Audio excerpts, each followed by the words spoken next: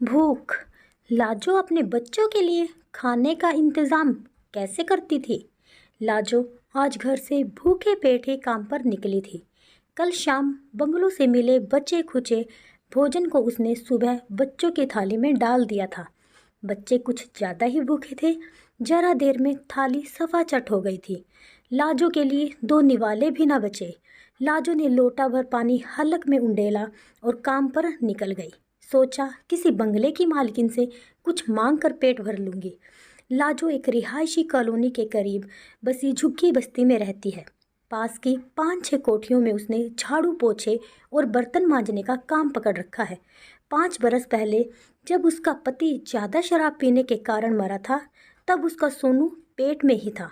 उसके ऊपर 2 बेटियां थीं। 3 बच्चों का पेट पालना इस महंगाई में अकेली लाजो के लिए कितना मुश्किल था, यह सिर्फ वो ही जानती है। किराए की झुग्गी है, बच्चों को पास के प्राइमरी स्कूल में डाल रखा है। घर के किराए, बच्चों के कपड़े, फीस, किताबों में उसकी सारी कमाई छूमंतर हो जाती है। महीने बीत जाते हैं, बच्चों को दूध दही का स्वाद चखे। घर में खाना कभी कभी ही बनता है। सच पूछो तो बंगलों से मिलने वाली जूठन पर ही उसका परिवार पल रहा है।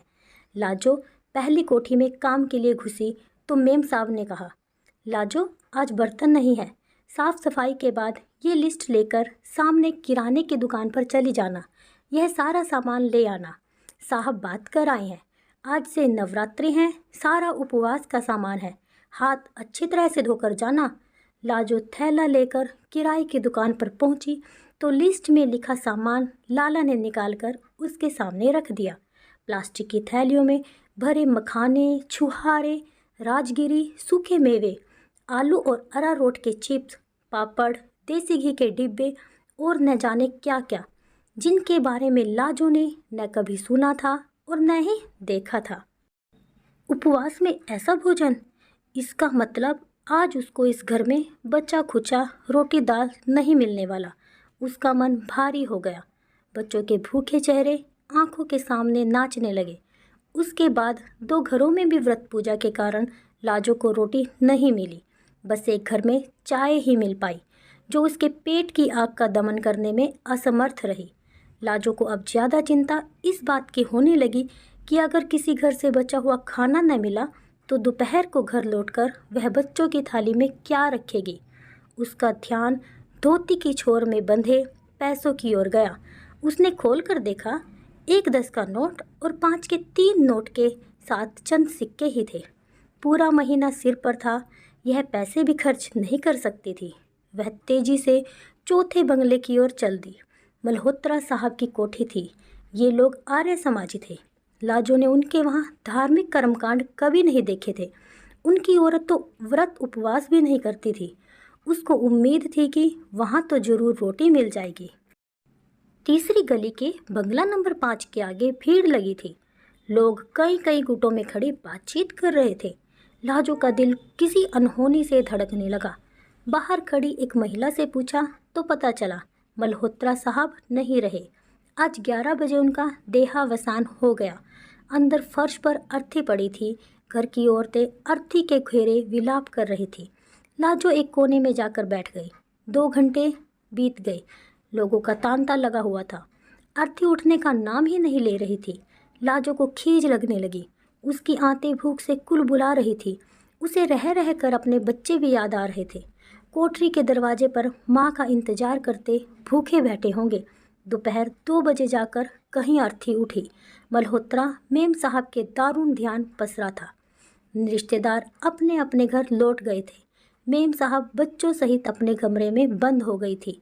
जवानी में सुहाग उजड़ गया था उनका। छोटे छोटे बच्चे थे। बेचारी लाजो ने ड्राइंग रूम ठीक करना शुरू किया। सारा फर्नीचर जो अर्थी रखने के लिए इधर उधर खिसका दिया था, लाजो ने अकेले खींच खींच कर जगह पर लगाया। फिर पूरे घर में झाड़ू पोछा किया। सारा काम निपटाते निपटाते 3:30 बज गए। उसकी भूख भी खत्म हो चुकी थी, मगर बच्चों की भूख याद करके उसकी चिंता बढ़ती जा रही थी। काम खत्म करके वह मल्होत्रा साहब की बूढ़ी माँ के पास आकर बैठ गई। थोड़ी देर बाद बड़ी मुश्किल से बोली, अम्मा जी मैं जाऊँ क्या? कोई काम हो तो 6 बजे तक फिर से आ जाऊँगी। बच्चे घर में अकेले मेरी प्रतीक्षा कर रहे होंगे, भूखे होंगे। अम्मा जी ने हामी भरी तो वह उठी। घर जाकर पहले नहाना होगा, फिर कुछ न कुछ तो पकाना ही पड़ेगा, चाहे 15 रुपए के चावल ही जाते वक्त खरीद लेगी। वह चलने को हुई तो पीछे से अम्मा जी की आवाज़ आई, लाजो जरा रुकना। लाजो पलटकर उनके पास पहुंची तो बूढ़ी औरत ने धीमे स्वर में कहा, लाजो घर से मिट्टी उठी है, सूतक लगा है। आज दोपहर का भोजन तो पक चुका था, मगर खाएगा तो कोई नहीं, रसोई में पड़ा है, सारा तू ले जा। लाजो की आंखें एक बारगी चमक उठी। भागते कदमों से रसोई में पहुंची। रसोई में कढ़ाई भरकर पत्ता गोभी की सब्जी, दाल, पनीर की तरी वाली सब्जी, गरम डिब्बे में रखी रोटियां, भात, पापड़, अचार और ना जाने क्या क्या रखा था। अम्मा जी ने कुछ साफ पॉलीथीन की थैलियां लाजो को पकड़ा दी। लाजो ने फटाफट सारा खाना भर लिया। वह तेजी से दरवाजे की ओर बढ़ी कि जल्दी जल्दी पहुंचकर बच्चों का पेट भर दे, कि अचानक उसके कदम ठिठक गए। यह खाना उस घर का था जहाँ से अभी अभी एक अर्थी उठी थी। सूतक लगे घर का खाना। क्या है यह खाना वह अपने बच्चों को खिलाएगी? कोई अपशगुन तो न हो जाएगा? वह सन खड़ी हो गई कि सूतक लगे घर का खाना लेकर जाए या न जाए। बंगलों से बचा खुचा ले जाना अभी तक उसकी नियति थी, उसकी परिस्थितियाँ ही ऐसी थी। ऐसे में सूतक लगे घर का खाना ले जाना भी तो परिस्थितियों के साथ समझौता ही था। पेट की आग के आगे क्या शगुन और क्या अपशगुन। दीवार घड़ी ने 4 बजने के घंटे बजाए तो उसकी तंद्रा भंग हुई। कश्मकश की दलीलों और तर्कों पर स्वयं उसकी और उसके बच्चों की भूख हावी हो चुकी थी।